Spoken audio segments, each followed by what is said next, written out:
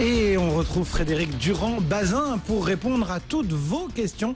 Vous nous écrivez, vous le savez, sur notre site internet bfmbusiness.com. Vous pouvez également nous adresser un email intégral placement avec un S à la fin @bfmbusiness.fr et puis nous contacter via les réseaux sociaux @intplacement. Frédéric, Annie qui nous écrit est titulaire avec son époux d'un compte joint dans 2 banques différentes et ils sont sur le point de souscrire un prêt immobilier avec ce qu'ils considèrent comme étant leur banque principale et elle leur demande un certain nombre de pièces dont les 3 derniers relevés bancaires de l'autre établissement mais aussi leur relevé d'épargne et elle veut savoir du coup si tout ça c'est si la banque est bien dans son droit, quoi, si c'est bien nécessaire.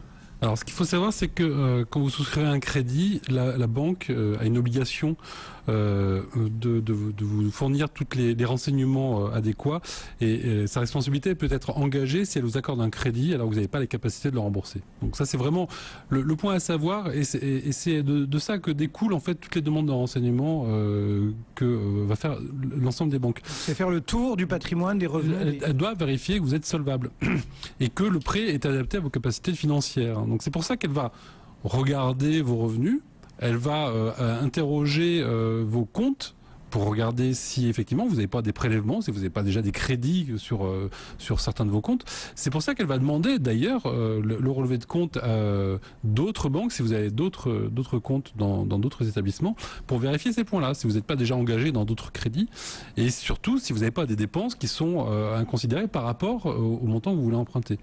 Alors, vous n'avez pas d'obligation légale de fournir ces documents à votre banque. Mais ce qu'il faut savoir, c'est que quand vous négociez un crédit, vous êtes justement dans une phase de négociation commerciale.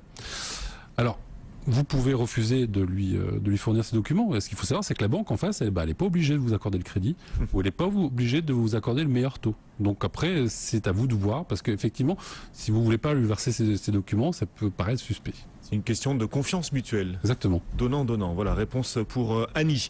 Une question de Jacques qui s'interroge sur la meilleure façon d'optimiser sa situation fiscale. Et elles sont nombreuses, les questions sur la meilleure façon de défiscaliser.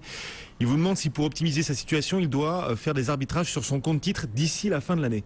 Alors c'est vrai que la situation est quand même assez compliquée en ce moment parce que entre le vote de la loi de finances tel qu'il a été fait à l'Assemblée nationale, détricoté au Sénat, il faut se rappeler que le Sénat a retoqué le projet de budget, donc ça va revenir à l'Assemblée nationale et entre-temps il y a eu les fameux pigeons qui ont rué dans les brancards pour essayer de faire bouger les lignes sur la taxation des plus-values. Donc ce qui était vrai il y a un mois ne l'est plus aujourd'hui, mais on espère que ce qui est vrai aujourd'hui le sera demain.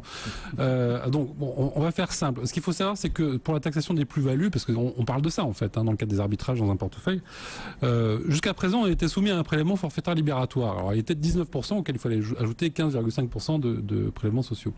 Demain, donc à partir du 1er janvier 2013, ça sera soumis au barème progressif de l'impôt sur le revenu. Donc en fait la taxation, elle va dépendre directement de votre pression fiscale.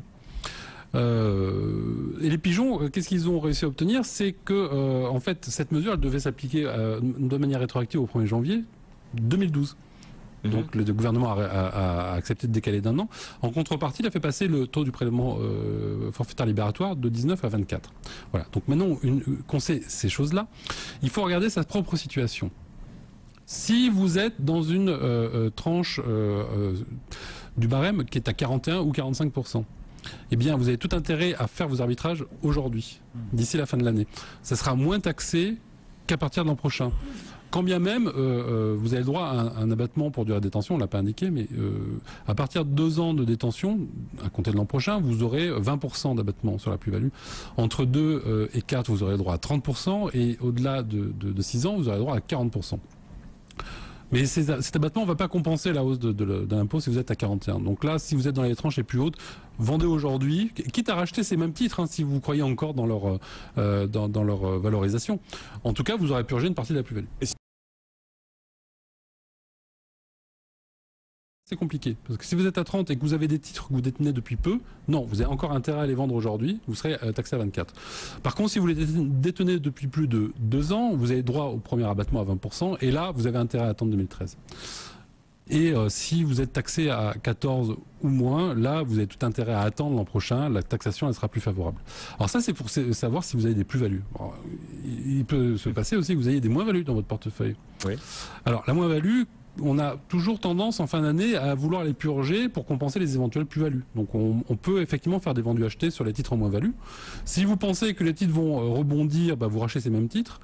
Si par contre vous pensez que ces titres, en fait c'est mort pour quelques mois, quelques années, vous les laissez tomber. Donc les moins-values que vous allez sortir comme ça, elles vont compenser les plus-values que vous avez réalisées au cours de cette année. Et ça, le fisc en tient compte? Oui, c'est une pratique qui est possible. Alors juste dernier conseil sur ce point-là, faites quand même attention parce que quand vous sortez vos moins-values fiscales, vous allez avoir un point d'entrée, et que vous rachetez le titre, vous allez avoir un point d'entrée qui va être plus bas. C'est-à-dire que si le titre se valorise, vous allez avoir une plus-value importante l'année prochaine. Donc en fait, vous ne faites que différer de l'imposition d'une année sur l'autre. Voilà, donc ça, c'est à savoir. Le piège à éviter, clairement. Et bien voilà pour les premiers éléments de réponse que l'on pouvait apporter à vos questions. N'hésitez pas à nous écrire, vous pouvez le faire notamment sur notre site internet bfmbusiness.com. En attendant, il est 12h12 et sur BFM Business, on retrouve Sophie Tussaud pour l'essentiel de l'info. Bonjour Sophie. Ouais, bonjour Cédric, bonjour à tous. Le groupe Rassemblement UMP de François Fillon est formellement constitué à l'Assemblée. Il s'est vu doté d'un temps de parole pour les débats et les questions au gouvernement. En parallèle, un nouveau round de discussion pour sortir le parti de la crise. Jean-François Copé et François Fillon se retrouvent à nouveau aujourd'hui pour trouver un arrangement sur un nouveau vote. Et dans un communiqué à l'instant, les non-alignés réclament une élection pour le printemps prochain. Un plan de lutte contre le décrochage scolaire. Le gouvernement va donner une formation à 20 000 enfants sortis du système scolaire l'année prochaine et ils seront 70 000 à en bénéficier à la fin du quinquennat. À l'enquête sur les complicités dont aurait pu bénéficier Mohamed Merah, 2 personnes ont été interpellées ce matin à Toulouse et à Albi dans le Tarn. L'audience est fixée. Nafissatou Diallo et Dominique Strauss-Kahn se retrouveront lundi prochain devant le juge. Une audience pour finaliser un accord entre l'ancien patron du FMI et la femme de ménage. Sophie Tussaud, on vous retrouve Sophie dans un petit peu moins d'un quart d'heure pour un nouveau point sur l'information gênée. En attendant, le CAC 40 est en hausse, plus 0,68%. On se tâte toujours pour rallier le plus haut d'hier, touché au-dessus des 3600 points. L'eurodoll est lui à 1,3070. Intégral Placement, Cédric Decoeur, Guillaume Sommerer sur BFM Business. Allez, on continue de répondre à toutes vos questions. Nombreuses questions que vous nous envoyez sur notre site bfmbusiness.com. Les réponses tout de suite de Frédéric Durand-Bazin. Beaucoup de questions sur la défiscalisation. Jacques, on a répondu à Jacques juste avant la pause. Et puis maintenant, on va répondre à Frédéric. Frédéric veut également défiscaliser d'ici la fin de l'année. Et elle vous demande comment se calcule le plafond global de défiscalisation pour 2012. C'est vrai qu'il ne reste plus beaucoup de temps, il reste moins d'un mois maintenant pour agir. Alors, ce qu'il faut savoir, savoir qu'aujourd'hui, pour défiscaliser, vous êtes cantonné dans un plafond global. Le plafond, on l'a déjà indiqué plusieurs fois, mais je pense qu'il est important de le répéter. Aujourd'hui, c'est 18 000 euros plus 4% du montant de vos revenus. Donc, ça veut dire que si vous avez 100 000 euros de revenus, 4%, c'est 4 000 qui viennent s'ajouter à ces 18 000. Donc, vous avez un plafond global de défiscalisation de 22 000 euros. C'est dans cette enveloppe-là que vous allez pouvoir agir. Alors, vous avez sans doute des dispositifs qui sont déjà en cours. Vous avez une nounou pour garder vos enfants. Vous avez, ou alors vous gardez votre enfant à l'extérieur et donc vous payez une assistante maternelle. Vous avez réalisé cette année des travaux d'économie d'énergie. Tout ça, c'est des dépenses qui ouvrent droit à un crédit d'impôt, mais qui entrent dans le cadre de ce plafond. Donc, pour savoir si vous avez encore la capacité à réduire votre impôt, faites déjà le total de ce que vous avez engagé cette année. Faites la différence avec le plafond et regardez votre disponible. Et en fonction de ça, vous allez pouvoir investir d'ici la fin de l'année dans certains dispositifs qu'on évoque assez régulièrement, les fonds communs de placement dans l'innovation, les fonds d'investissement de proximité, etc., etc. Donc ça, c'est des choses à savoir. Ce qui est important, c'est que l'an prochain, ce plafond, il va sérieusement se réduire. Ça va être 10 000 euros. On va passer de 18 000 à 10 000. On va passer de 18 000 plus quelque chose à 10 000 euros tout sec. Ouais. Donc ça veut dire que les stratégies de défiscalisation, elles vont être un peu plus compliquées. Ça, c'est la mauvaise nouvelle. La bonne nouvelle, c'est que des dispositifs qui étaient dans le plafond de cette année vont sortir du plafonnement l'an prochain. Ça va être le cas des Sofica, donc vous savez, le financement des sociétés de financement du cinéma et de l'audiovisuel. Les dispositifs outre-mer, qui pourtant sont pas les plus sûrs, non, ils vont quand même sortir du plafond. Et puis les dispositifs d'acquisition de monuments historiques et de Malraux. Tout ça va sortir aussi du plafond. Ça va pas concerner grand monde quand même. Les Sofica, c'est pas le plus rentable en plus. C'est pas le plus rentable, c'est à peu près sûr, mais bon. Voilà. Mais le gros toujours- va rester dans ce cadre des 10 000 euros. Il existera toujours quelques exceptions culturelles et financières aussi en France. Allez, on poursuit encore et toujours sur de la fiscalité. Forcément, l'approche de la fin de l'année fait réagir. Jean-Pierre, lui, veut réduire son ISF 2013 et il veut savoir s'il faut d'ores et déjà qu'il agisse avant la fin de cette année. Alors, oui et non. On n'est pas normand, mais en fait, il peut agir jusqu'à la fin de cette année et l'an prochain. On va expliquer.